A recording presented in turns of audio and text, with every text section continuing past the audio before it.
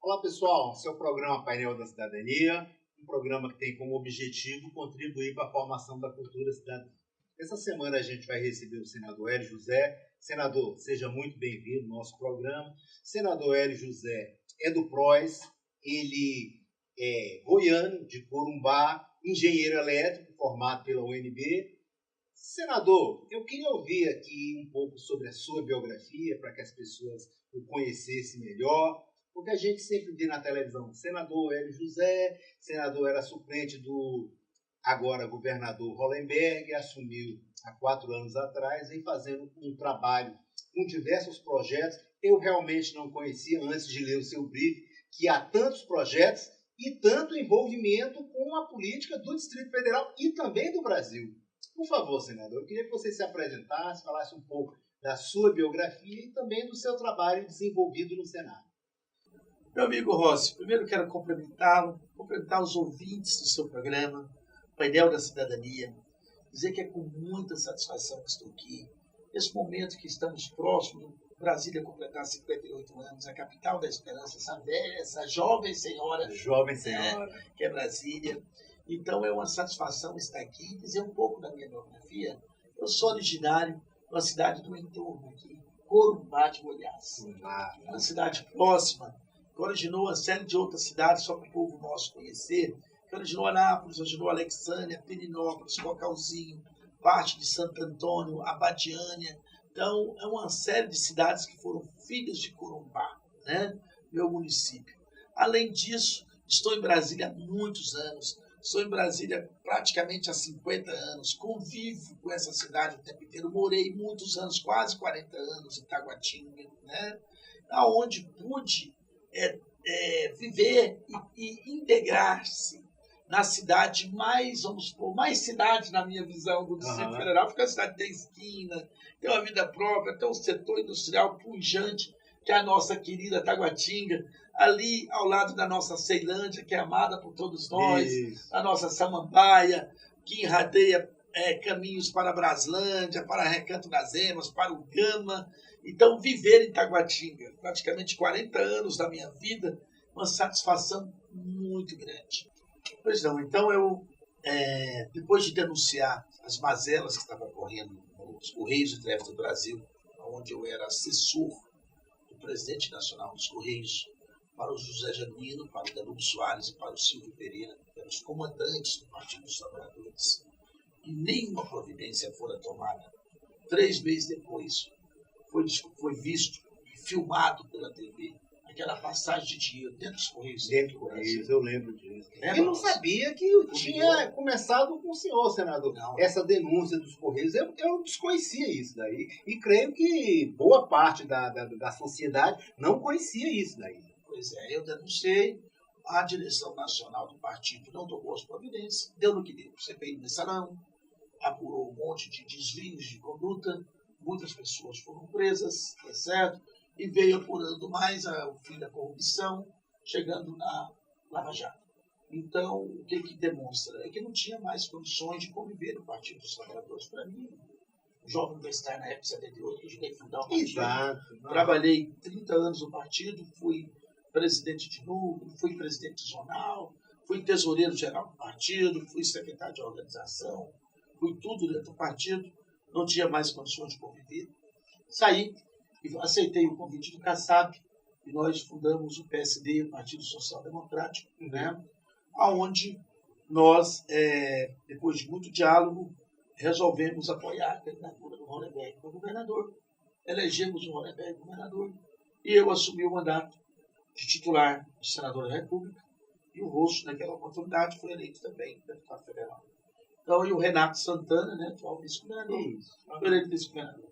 Passados 6 meses de governo Hollenberg, eu vi que realmente o governo Hollenberg não cumpriu o programa que foi eleito, não cumpriu com os servidores públicos, deixou de pagar aos servidores públicos os direitos que os servidores públicos tinham negociado, passou a perseguir moradores de condomínio, passou a perseguir igrejas, fazer derrubadas indevidas, e uma série de questões eu tive que romper com o governo Hollenberg, porque eu, como cidadão que sempre defendi o povo, não poderia estar apoiando um programa que não estava sendo aplicado no governo, porque o programa que foi eleito não foi aplicado. Aí eu não podia apoiar o Hollenberg, né? E aí eu aceitei o convite, mudei de partido de novo, fui para o PMDB. Foi um período que o PMDB estava trazendo uma nova esperança para Brasília, já virou impeachment, coisa e tal. Mas o que ocorre? O PMDB veio com uma série de reformas políticas para prejudicar a população brasileira, como a questão da reforma da Previdência e a reforma trabalhista. Eu, como uma pessoa egresso da luta do povo, da luta dos trabalhadores, jamais podia admitir. Inclusive, o senhor, dentro do PMDB, foi contra a reforma trabalhista, né? Exato. Inclusive, foi motivo, assim, de um certo afastamento, alguma coisa assim, negligência. O senhor foi negligenciado pelo próprio presidente Temer por ter exposto a sua vontade na reforma trabalhista dentro do PMDB. E o pior é que o PMDB, que é um partido que não tem centralismo democrático, por isso que eu estava no PMDB, que ele respeita a pluralidade de opiniões. Eu já tinha dialogado com o presidente Temer, dito claro, eu jamais poderia apoiar aquela reforma trabalhista, que prejudicaria de sobremaneira os trabalhadores brasileiros, e jamais poderia apoiar a reforma da Previdência que estava sendo proposta, a PEC 287, a PEC da morte. PEC da morte por quê? Porque as pessoas vão trabalhar a vida inteira e não vão conseguir aposentar. Isso que era a PEC da morte. Verdade. E aí, eu, como votei contra a reforma trabalhista, fui retalhado no governo. Problema nenhum. Entre vender minhas convicções e ficar com o povo, eu prefiro ficar com o povo. Muito bem. Problema nenhum, né? Fiquei com o povo e votei contra a reforma trabalhista. E com relação à reforma da Previdência, eu fui indicado relator da CPI, comprovei por A, B, C e D que o governo estava errado, que aquela reforma da Previdência, a PEC 287, a PEC da morte, só viria para prejudicar as mulheres, para prejudicar o servidor público, para prejudicar o trabalhador rural, para prejudicar a população brasileira. O que mais destacou para o senhor como relator da CPI da Previdência, o que mais destacou para que ela fosse, assim, uma reforma equivocada? Inclusive, você de casa pode participar conosco através do painel da cidadania.com.br ou através do nosso WhatsApp, 6199-811-4665. Bem, senador, eu ia falando assim, o senhor, como relator da CPI, da Previdência, o que mais destacou para que as pessoas possam entender que a reforma da Previdência estava realmente equivocada? Que a privatização do setor elétrico é um bruto equívoco que vai fazer com que a conta do setor elétrico, a conta de luz, que já é mais cara do mundo, seja mais cara ainda. Tem casos que ela pode até dobrar de preço. E além de tirar a soberania nacional sobre um setor fundamental, que é o setor elétrico, e sobre os nossos rios brasileiros. Então, retornando à sua pergunta, como relator da CPI da Previdência, o que mais destacou, primeiro, a previsão demográfica totalmente equivocada e errada, tá certo?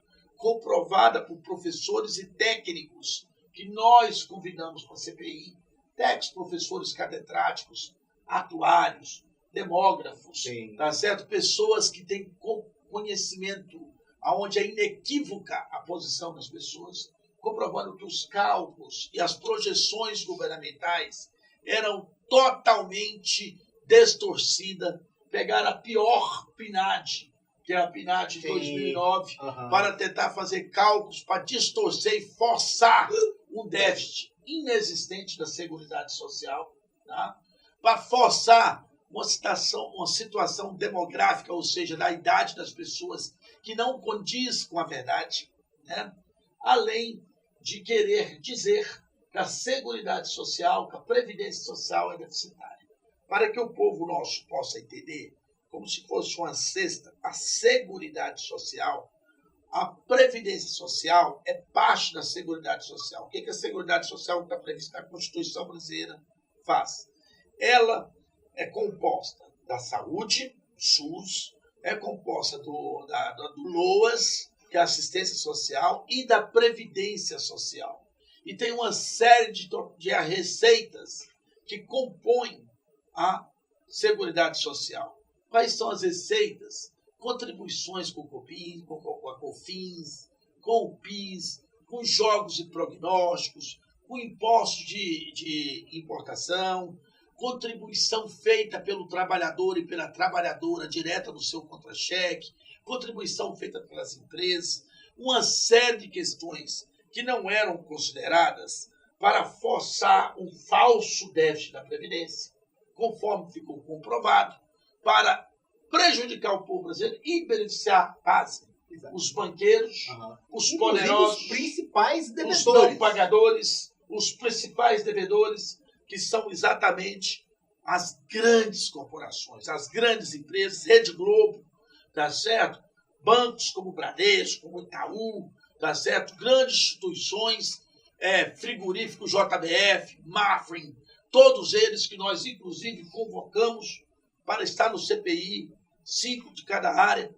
Eu quero fazer um apelo aos nossos ouvintes. Vamos todos pressionar o Congresso Nacional, pressionar o Senado Federal para instalar a CPI do setor elétrico. Eu já protocolei o pedido dessa CPI com 52 assinaturas dos senadores da República, mas parte do governo pressiona o Senado Federal para não deixar instalar a CPI. Porque se a CPI do setor elétrico for instalada, vai ficar provado que o setor elétrico não pode ser privatizado, porque, mais uma vez, quer dar um golpe no povo brasileiro. Inclusive, senador, o senhor fala assim com muita propriedade, porque além de fundador do Sindicato dos Eletricitários, o senhor é engenheiro elétrico e também conhecedor. Hoje, no Senado, uma privatização da Eletrobras iria trazer muito prejuízo para as pessoas. Além do preço da energia elétrica, ia praticamente privatizar rios, os quais esses rios são mantedores dessas usinas hidrelétricas. Com certeza. E com um prejuízo maior que as pessoas iriam ter, além do aumento da energia elétrica e outros custos que viriam incorporados ao aumento da energia elétrica e também da privatização da água. Porque hoje a gente sabe que a gente tem água, mas não tem água suficiente para as pessoas. Eu digo água potável que chega diretamente às casas das pessoas, principalmente no Nordeste. No Nordeste a gente vê pessoas que andam quilômetros atrás de um pouco d'água até para beber. E o que mais isso iria impactar hoje para que o senhor tivesse assim a ideia de formar essa CPI do setor elétrico?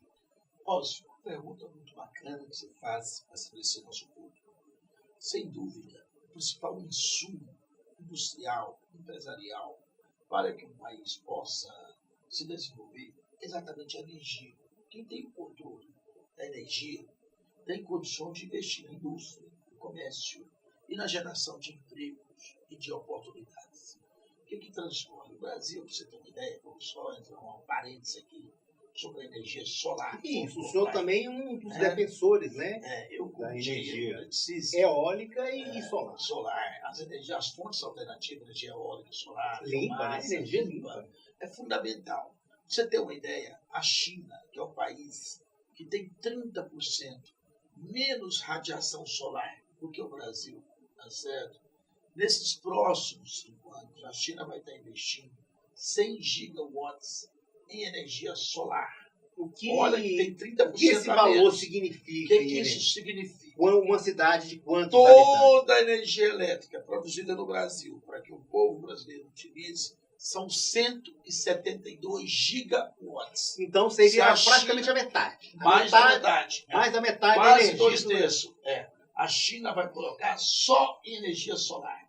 Sabe o que significa isso? Que a China vai continuar tendo produtos baratos, competitivos, chegando aqui a preços módicos, dá certo? De modo que os nossos produtos, que pagam a tarifa de energia milionária, não conseguem competir, entendeu? E vai sair da questão do efeito estufa, né? Que é um dos maiores produtores de carbono. E aí você fez uma pergunta importante que eu quero respondê-la sobre o que impacta, o que é ruim para o país nessa privatização do setor elétrico. Além de representar uma série de desemprego dos cidadãos que trabalham a vida inteira, A Eletrobras foi uma empresa constituída por Getúlio Vargas, aonde começou em Getúlio Vargas e implantada no governo Gaspar Dutra.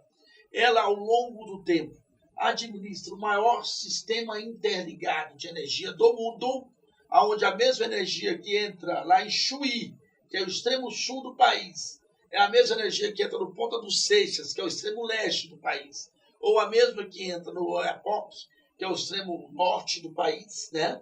Ou na Serra do Caparaó, então, que é o extremo oeste. Então, de modo que todos nós não podemos prescindir a contramão da história, tá certo? Porque enquanto a Alemanha, enquanto os Estados Unidos, enquanto a Austrália, enquanto os países desenvolvidos assume o controle da energia, o que é um setor estratégico para o desenvolvimento do país, o nosso país, que tem esse controle na Eletrobras, quer dar de graça para o capital internacional, para a sanha dos banqueiros. Para você ter uma ideia, o sistema Eletrobras gira-se em torno de 450 bilhões. Quer entregar por 50 bilhões. Só aí já é um assíntese total. Né?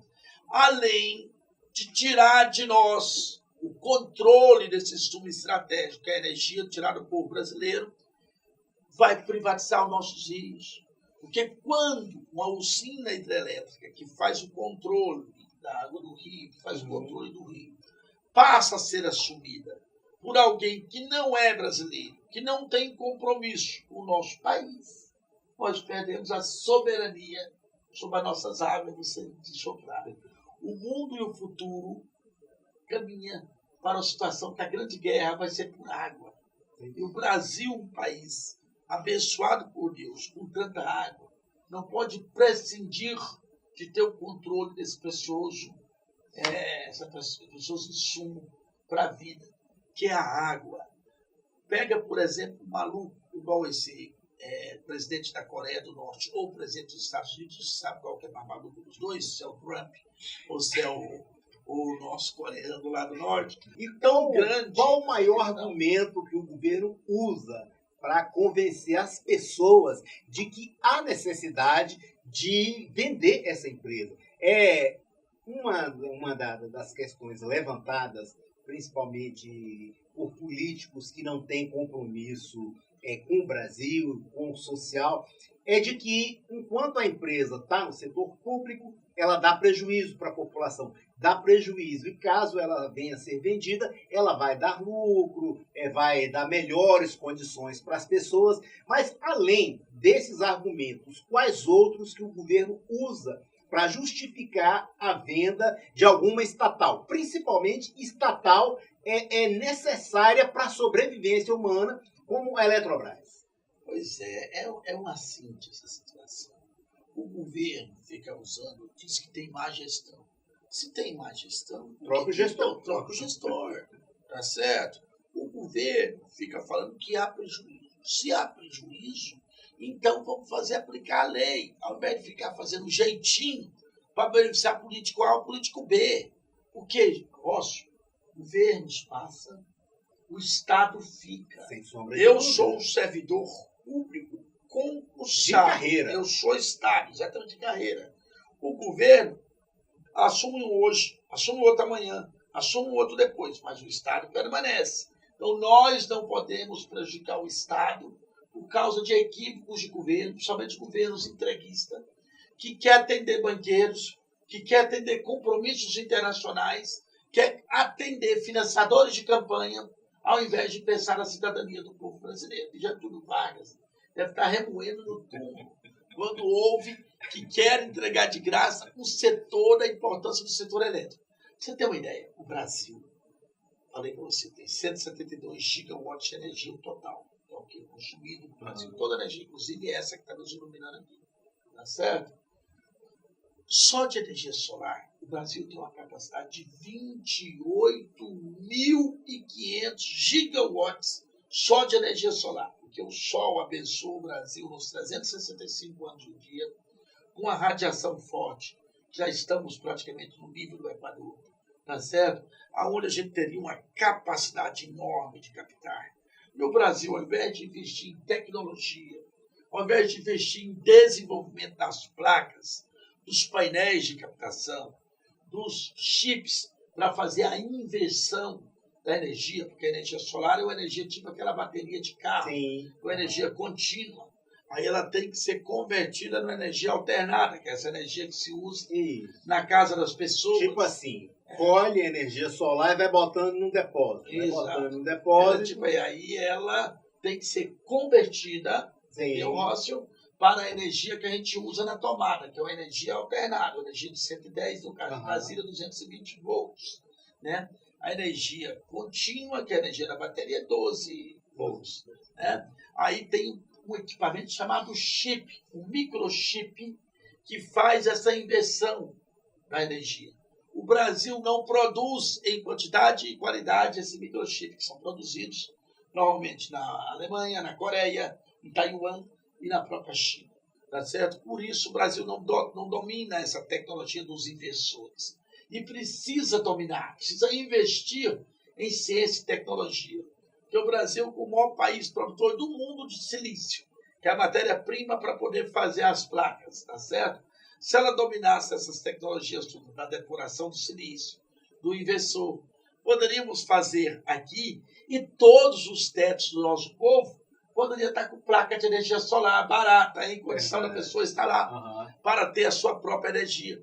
Então é esse tipo de atitude que um governo sério, um governo cidadão, precisa fazer para que o nosso povo possa desenvolver. Senador, a gente está chegando ao fim. Eu queria falar, o senhor tem quantos projetos protocolados no Senado? Para que as pessoas tenham uma ideia, mais ou menos, de quantos projetos o senhor protocolou, quais assuntos o senhor considera assim, de uma relevância maior, essenciais para a população, para que a gente possa fazer aqui um resumão da sua carreira política desses 3 anos e 2 meses como senador. Rossi, desde quando eu assumi o Senado, eu tive um compromisso com a população, com o servidor público, de fazer um mandato diferente. Um mandato portas abertas. Um mandato onde a gente pudesse, de fato, trazer para o Senado a participação popular. Para que o nosso povo entenda, senador da República não representa o povo. O senador da República representa o Estado. Quem representa o povo são deputados, que são eleitos pela proporcionalidade da população. Seria a Câmara Baixa. Exatamente, que é o representante do povo. O Senado representa o Estado. Eu, quando assumi, pensei diferente. Não, se tem Estado, tem o povo que mora dentro do Estado. Então vamos aí o jargão, povo, cidadão do povo. Senador do povo, porque eu abri literalmente o meu gabinete em 2019 para a participação popular, fazendo um mandato diferente. Então, dessa forma, eu fiz um sem número de projetos, mais de 100, muito mais, eu não sei o número correto aqui, mas um sem número de projetos para defender várias questões importantes para o nosso povo. Porque o meu mandato está voltado para defender, Rócio, a família, porque sem a família ninguém vai para lugar nenhum. A vida foi Deus que nos deu, só Ele pode nos tirar. O meio ambiente, porque se a gente não tiver um meio ambiente adequado, e a gente não tem da energia como sobreviver. Energia limpa é fundamental. Meu mandato se divide em 4 quadrantes. Se eu pegar o primeiro quadrante, é defender as políticas públicas que estão na Constituição brasileira, que é a política pública de saúde, de educação, de segurança e de transporte. Porque são direitos essenciais da população e que um político sério e responsável precisa estar defendendo em qualquer instância. Além disso, tem um segundo quadrante do meu mandato, a política fundamental, que é o direito à moradia. Aqui em Brasília, a regularização fundiária atinge 1,5 milhão de pessoas. E para nós é essencial essa questão, por isso que eu adotei essa política como fundamental. Porque você sabe que a moradia é aquele lar sagrado. Só tem 3 formas da pessoa adentrar: ou convidado, ou por uma ordem judicial, ou um estado de emergência, onde está tendo uma morte, qualquer coisa a pessoa pode entrar. Qualquer outra forma é irregular. Então, por isso que o cidadão brasileiro precisa todo ter direito à sua moradia. Além dessa questão, no meu terceiro quadrante do meu mandato, eu defendo o setor produtivo. Porque o nosso povo, 400 mil desempregados no Distrito Federal, quase 15 milhões de desempregados no Brasil. Nosso povo não quer esmola, nosso povo quer oportunidade. E para dar oportunidade para o nosso povo, a gente precisa apoiar o setor produtivo, a indústria, o comércio, a micro e pequena empresa, o microempreendedor individual, porque são eles os geradores de emprego. Então, eu faço do meu mandato uma caixa de ressonância em apoio às políticas corretas para apoiar nosso contribuinte, para apoiar o nosso setor produtivo. Além disso, no meu quarto quadrante, que são 4 quadrantes, eu defendo o servidor público. O servidor público, nós moramos numa cidade constituída com quase 500 mil servidores públicos. Servidor público não é nem para dar lucro e nem para dar prejuízo. Servidor público é para fazer um equilíbrio entre o Estado e o cidadão contribuinte, pagador de imposto, que é o patrão do servidor público. Então, o Estado tem que ter servidor público bem remunerado, que trabalhe em ambiente adequado, para que ele possa atender o seu patrão com a melhor forma possível, que é exatamente o povo, quando chega na repartição pública, que tem que ser atendido bem e encaminhar sem burocracia os interesses da iniciativa privada do povo dentro do Estado. Então, eu defendo o servidor público e fecho tudo, Rosso, fechando tudo no meu mandato, na defesa da energia renovável, da energia limpa, energia solar, energia da biomassa, energia eólica, das formas corretas, não poluentes de geração de energia. Então, de tudo isso, originou-se 100 números de projetos, onde a gente adentra em questões de segurança pública, onde a gente adentra em questões de saúde, questões de meio ambiente, questões de família, questões de vida, questões de regularização fundiária, por exemplo. Eu, como senador da República, por que eu estou entre os 100 mais do Congresso Nacional? Eu sou um cara que atua em várias comissões. Eu fui o responsável pela lei da regularização fundiária, a Lei 13.465, que dá condição, se o governo Hollenberg quisesse respeitar a lei, ele poderia regularizar todas as cidades e todos os condomínios do DF de forma tranquila. Só seria fazer um decreto respeitando a lei, tá certo? Reconhecendo que aqueles que lá moram têm direitos e que precisam ser preservados, tá certo? Precisa fazer a regularização fundiária conforme as REURBs recomendadas na lei, que é REURB-S social, no caso de Itapuã, no caso de Paranoá, no caso de São Sebastião, no caso de Arapuanga, Planaltina, São José, Porto Rico, Sol Nascente, Pôr do Sol. É Brasília quase toda ilegal e precisa ser legalizada com a sua escritura pública para que aquele cidadão se sinta pleno cidadão brasiliense.